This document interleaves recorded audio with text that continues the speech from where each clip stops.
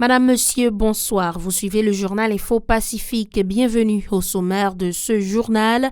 50 fidèles de l'Église protestante sont décédés dans le séisme du 14 août, selon Alnève Émile, responsable de la MEBSH. Les organisations d'étudiants de l'Université d'État d'Haïti UEH, dont Koné et Renae, appellent à la conscience des élites en vue d'une transition politique et économique apaisée. Elles préconisent un accord politique entre tous les acteurs pour sortir le pays de l'impasse. Des activistes politiques se positionnent en faveur d'un accord entre tous les acteurs en vue d'un dégel de la crise. Autre titre à ce journal, l'ONU lance un appel aux dons de 187,3 millions de dollars en faveur d'Haïti après le séisme du 14 août. Le secrétariat général de la présidence menace de publier la liste des employés qui refusent de restituer les matériels qui sont en leur possession. Il n'y a pas lieu de stocker le carburant qui est disponible sur tout le marché local, a rassuré le DG du BMPAD, Ignace Saint-Fleur, qui a indiqué qu'une nouvelle cargaison d'essence est arrivée au pays le 24 août. Et à l'étranger, 14 millions de personnes sont au bord de la famine en Afghanistan, selon le directeur régional du Programme alimentaire mondial. Ces titres seront développés après la pause. Restez des nôtres. Le développement des titres, c'est maintenant. 50 fidèles de l'Église protestante sont décédés dans le séisme du 14 août, selon Alnève Émile, responsable de la MEBSH. Sur un total de 600 églises protestantes, seulement 13 ont résisté à la catastrophe qui a aussi détruit 200 écoles protestantes. Le premier ministre Ariel Henry a indiqué que la rentrée scolaire demeure l'une des priorités du gouvernement. Il a promis de déblayer les sites des écoles effondrées et de fournir un accompagnement aux parents et enseignants décapitalisés. La Commission pour la recherche d'une solution haïtienne à la crise a annoncé la tenue de la deuxième session de la conférence citoyenne qui aura lieu le 30 août, selon Magali Komoduni, coordonnatrice de la dite commission. En attendant la tenue de cette activité, les rencontres se poursuivent avec les différents acteurs pour faciliter leur inclusion. Cette initiative s'achèvera avec la signature d'un accord consensuel, a souligné Madame Denis, ses propos recueillis par Mackerson Mexil. On écoute.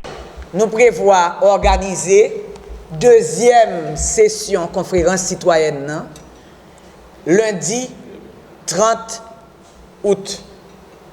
Donc dans un délai qui pas trop long et non en jeudi et lundi 30 août là, c'est pour ça nous pas voulons dire mais qui monde qui pré-engagé yo, mais qui secteur qui pré-engagé, mais qui l'autre qui pas pré-engagé. Nous avons des rencontres encore jeudi, nous avons des rencontres encore demain matin et nous souhaitons, comme nous qu'on fait, et rendre disponible projet accord qui pourra soumettre à signature là. Les organisations d'étudiants de l'Université d'État, dont Koné et Renae, appellent à la conscience des élites en vue d'une transition politique et économique apaisée. Ces étudiants disent avoir constaté que l'état d'esprit des dirigeants politiques et des nantis de l'économie n'a pas changé en dépit de l'assassinat crapuleux de l'ex-président Jovenel Moïse. Les élites n'ont nullement pris conscience de la gravité de la crise générale qui sévit au pays depuis bien des lustres et qui s'est accentuée avec le drame du 7 juillet dernier à Pèlerin 5. Ces étudiants dénoncent les querelles de chapelle qui affaiblissent la classe politique et entravent une sortie de crise en vue de soulager la majorité de la population en proie à une extrême vulnérabilité. Ils en veulent pour preuve les chamailleries autour de la mise en place d'un exécutif bicéphale alors qu'un gouvernement, quoique illégitime en raison de la conjoncture, tente de sortir le pays des ornières de toutes sortes, dont celle de parvenir à la tenue d'élections pour remplacer le personnel politique.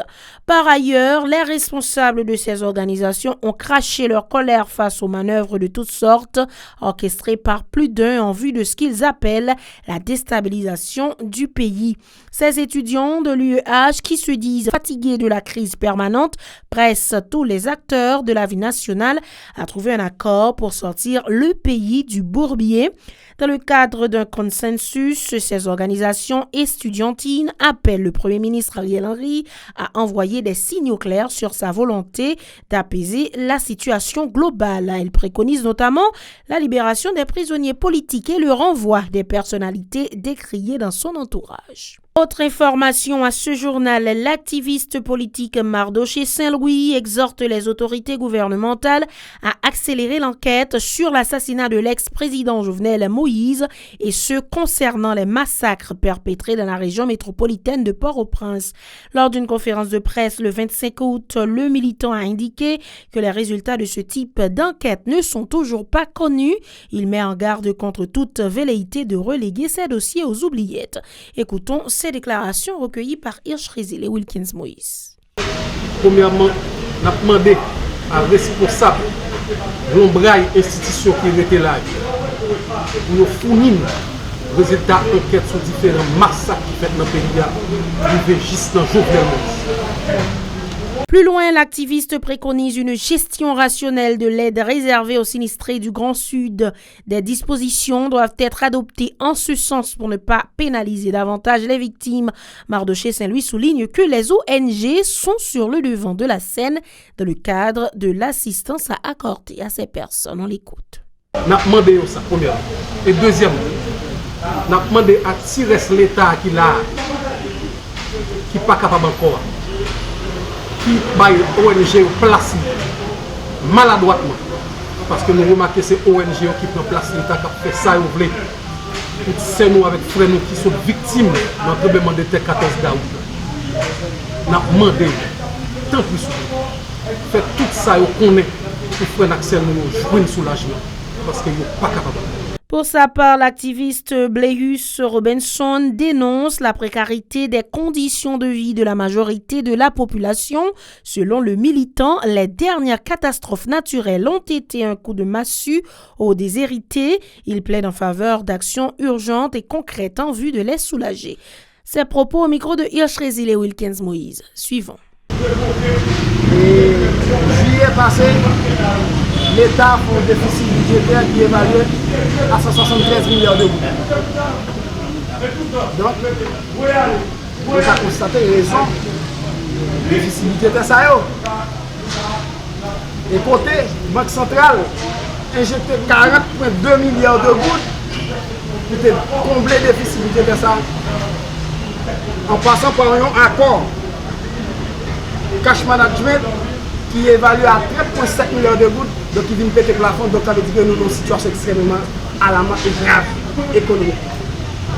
Mais ça va faire une conséquence. L'Organisation des Nations Unies et ses partenaires ont lancé le 25 août un appel au don de 187,3 millions de dollars en faveur d'Haïti après le séisme du 14 août. Un montant qui servira à fournir une aide d'urgence à plus de 800 000 personnes dans les régions affectées par le tremblement de terre.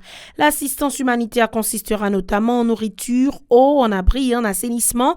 Le coordinateur résident et humanitaire des Nations Unies, Bruno Le Marquis, a indiqué que le pays a plus que jamais besoin de la solidarité du monde entier pour faire face à ces multiples crises. Il a remercié les pays qui ont déjà répondu avec du personnel et de l'aide humanitaire. Il espère continuer à soutenir le pays. Par ailleurs, Monsieur Le Marquis a fait état de la recrudescence des actes de violence liés aux gangs depuis le mois de juin qui a causé le déplacement d'environ 19 000 personnes à l'entrée sud de la capitale, ce qui a rendu difficile l'accès à la péninsule du sud-ouest touchée par le séisme. Il faut aussi indiquer que le Fonds central d'intervention d'urgence des Nations Unies a mis à disposition 8 millions de dollars pour relancer les activités humanitaires sur le terrain. Le militant David Kossi invite les acteurs à multiplier les démarches en vue de dégeler la crise, indiquant que la situation est intenable. L'activiste estime que les concernés ont mis trop de temps pour parvenir à un accord politique, soulignant que les querelles de chapelle n'ont point leur raison d'être. Toutefois, David Kossi reste convaincu qu'un exécutif bicéphale pourrait mieux assurer la transition. Il est au micro de Hirsch Résil et Wilkins Moïse. Je dis à nous quelle est la position de nous-mêmes. Nous disons que les gens cherchent ça, nous avons politique. Parce que c'est à travers la politique qui a démarré le pays.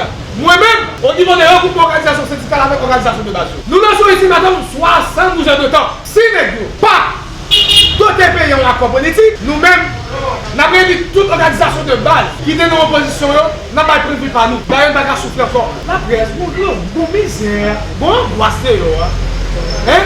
Les batailles ouvertes. Moi-même, ça fait madame, nous va quitter parce qu'il est pour madame. Pendant ce temps, monsieur est dans l'opposition, nous-mêmes, nous ne pouvons pas baisser avec ça. Je dis, nous propositionnons en tant qu'acteur politique clair, en tant que regroupement organisation syndicale. Le secrétariat général de la présidence menace de publier la liste des employés qui refusent de restituer les matériels qui sont en leur possession. De nouvelles dispositions seront prises pour récupérer ces biens de l'État, dont la publication de cette liste a indiqué cette structure, ajoutant que les autorités concernées seront saisies de la question.